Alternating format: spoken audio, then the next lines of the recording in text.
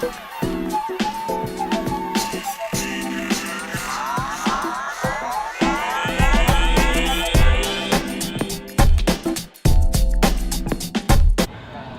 gonna start off with, what's your name? My name is Faralan. And you are from? I'm from Oak Harbor, Washington, about 2 hours north of Seattle. It's a little Navy base, classic Filipino story. Then how did you end up in Seattle? Yeah, my mom really wanted me to go to college. I also just thought that was kind of how I was raised, that was the next step. After high school was to go to college. So UW was my first choice, and my mom also didn't graduate from, the highest graduation was high school, and so she was just really excited for me to go to UW, and I ended up here in Seattle in 2011. Go Dogs. Go Dogs, yes. How did your family end up in Oak Harbor? Yeah. So my dad was in the military. He was EOD, and I don't know what that means. But I know that he worked in the water, in submarines, on ships, and he basically took us as his last deployment to Oak Harbor. And I grew up there for most of my life, but I also lived in San Diego. I was born in Virginia Beach, so another very classic military story. Yeah. So what did you study in college? I studied business. I double optioned in marketing and entrepreneurship, and then I also had a diversity minor. So what do you do now for a living? What I do now is I work at this really rad social justice nonprofit called Powerful Voices. It's been around for 23 years, and we basically do programming for young girls of color in Seattle. So that's employment programs, we're in schools where we teach about healthy relationships, and then we also have summer programs that are around art and media creation, and it's really rad work.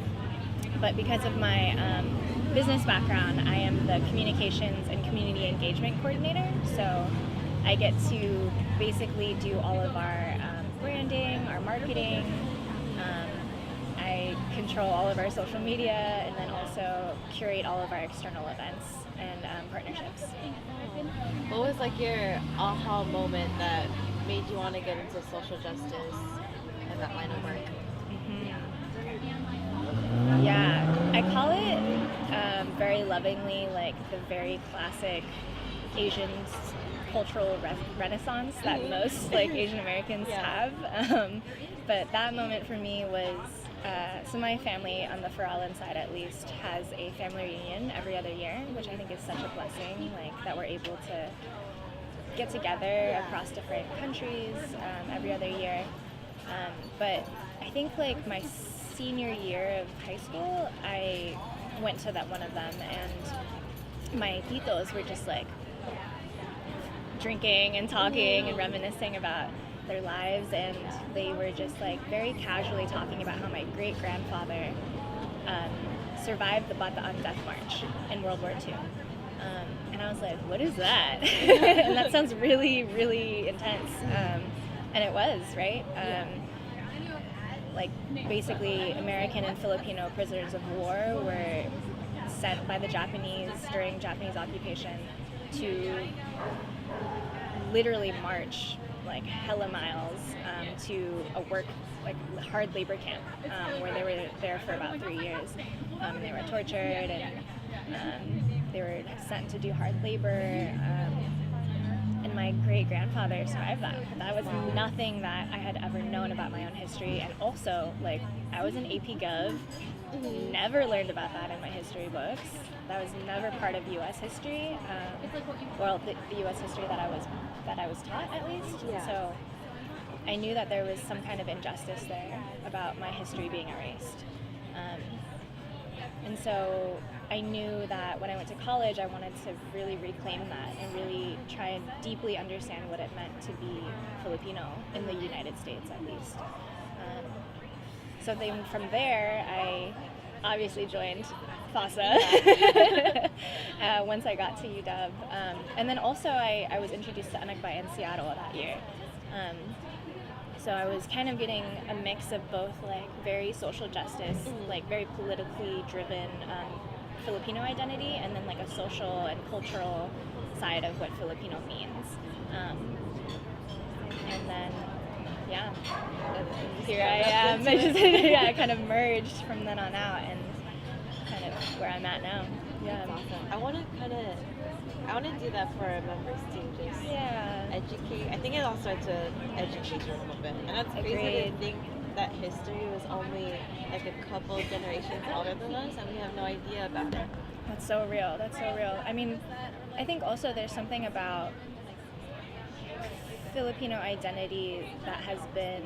I mean, we talk a lot about the colonial mentality in like normal or like in mainstream social justice spaces, but it's so real. Like our parents don't talk about it because of this deep embedded like shame or this really internalized idea that like this is normal. Like it's normal to be traumatized. It's normal to just like go through really hard shit. Like it's really normal to be around military bases with like high militarization all the time, you know. So and it's hard because it hurts the mental health of our community. Absolutely. We just internalize all this shit and you know. Totally. Awesome. That is definitely going into a video for sure.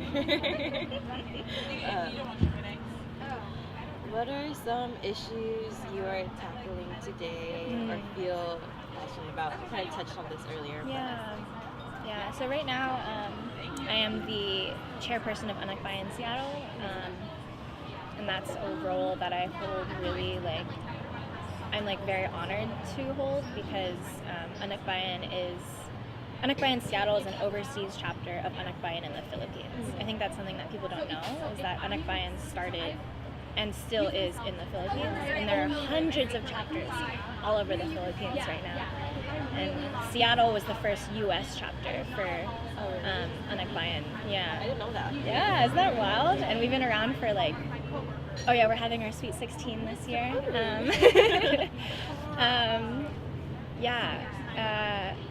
And so a lot of the things that we fight for are, we're also a youth and student movement, I think is really specific, because there's so much that young people and students in particular have to contribute to revolution, to like movements.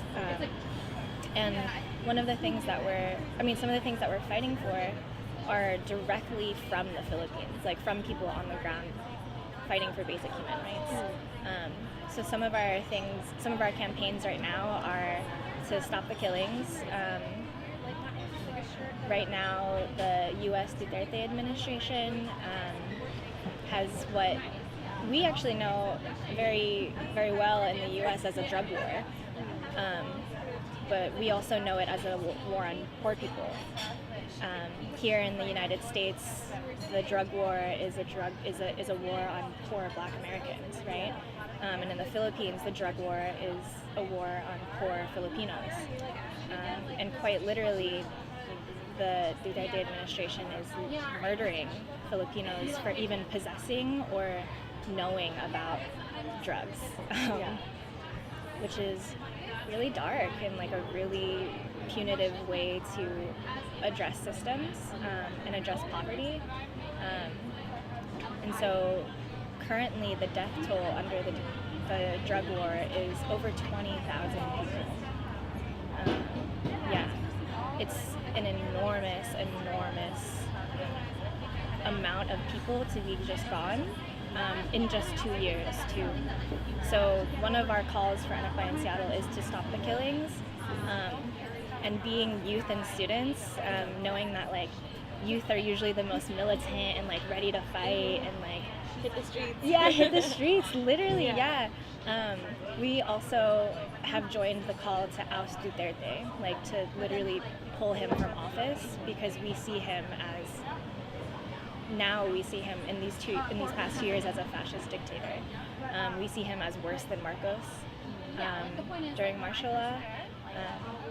And so those are two of the campaigns, to oust Duterte and to stop the killings. So a campaign is basically like something that is guiding us in whatever we do. But we're more than just like doing protests on the streets. We're more than just like protesting at, for instance, Boeing. Or marching on the streets for May Day or International Working Women's Day, you know. What we actually really want to do is build deeply with Filipino people. So, you know, we go to like FASA events if we can. We just want to see what things are happening for Filipinos here in the U.S. And then see how we can address those issues, whether it be like really hella high tuition at UW, you know, it is, and or like figuring out how to have more affordable housing for Filipinos in the South End, you know.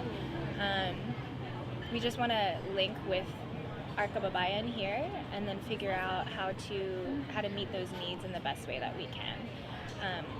We also really like to just like what we call agitate, but it's really what you were talking about in providing education.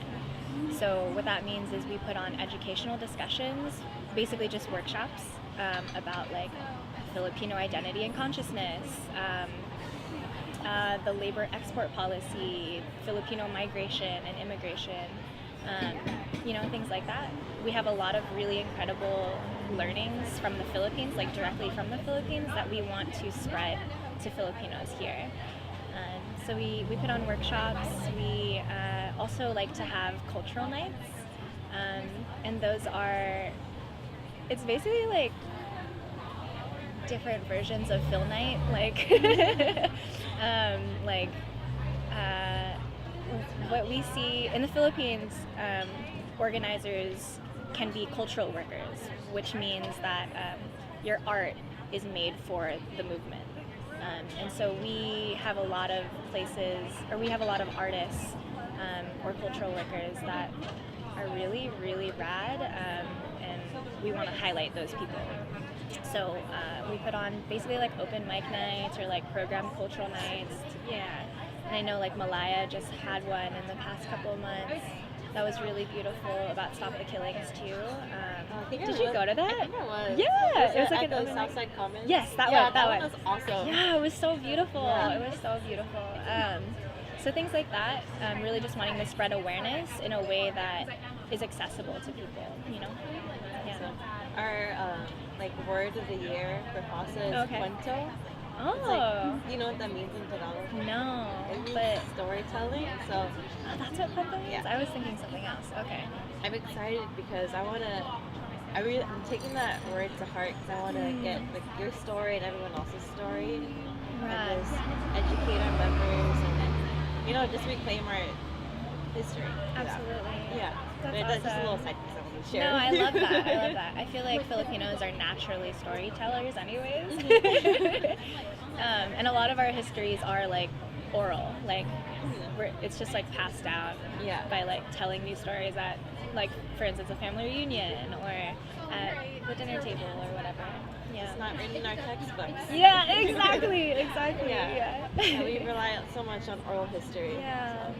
That's so rad. I'm excited. Me too. That's why we are documenting this. What advice would you give college students regarding community and activism? Yeah. College students specifically? Or just students in general? Oh, okay. Yeah. I think that in Western education, it can be really hard to learn about ourselves. And so I think the role of someone in higher education is to like dig a little bit deeper, and to really unearth the truths that our people have been like trying to push forth forever, for like literally 500 years. And I think there's so much opportunity to do that, especially when you're in a city with so much Filipinx activism history. it can be difficult. There are definitely lots of barriers, like in terms of like literally meeting up with people, or like intergenerational barriers. But the history is rich, and it's here. It's just about taking a couple extra steps, like you're doing, and meeting up with all of these different people to really figure out what the truths are. And then second, for like, as we know, youth have always been at the forefront of revolutions. Like the Black Panthers were literally like 19, 20-year-olds. Like, yeah, it's literally, right? And so I think there's like so much that young people, even though like 19, 20 may not seem like young people in the sense of like 18 and under, but young folks are so powerful, have so much energy, have so much like militancy, have so much like physical energy to be out on the streets, to be going places that like elders can't go, you know. And so youth and students have a very important role to play in movements. And also like young people can like take in hella information and be able to like regurgitate it in really cool ways. Like right now with the internet and like, oh yeah, we're able to like spread the word so much easier because we have the tools. Like our elders didn't. So I think that's also like our role as young folks, is to just like spread the word, is to really just learn, soak it in, analyze it, critique it, and then spread what we believe the truths are, and then to like get out there and like do something. Yeah. It's crazy. The youth is so underestimated, and it's hard feeling discredited for being young, but always just have so much to bring to the table. It's awesome. Yeah, agreed. Completely agreed. I think that, so something also that I do at my work, Powerful Voices, really believes in being anti-adultist and like anti-ageist. And it's kind of a gray area for like young 20-year-olds or like young 19, yeah. But there's so much that systems do to oppress young people. Like people under 18 literally can't vote. Like there's all of these sayings about like you'll learn when you're older, or like it's just a phase. But young people have the resiliency already in their young years to really, really survive and like internalize a lot of really both beautiful and like hard things. So I think we underestimate young people all the time, and it's time that like we start overestimating ourselves and like just like really do the damn thing. Mm-hmm. So yeah. Awesome. Oh yeah.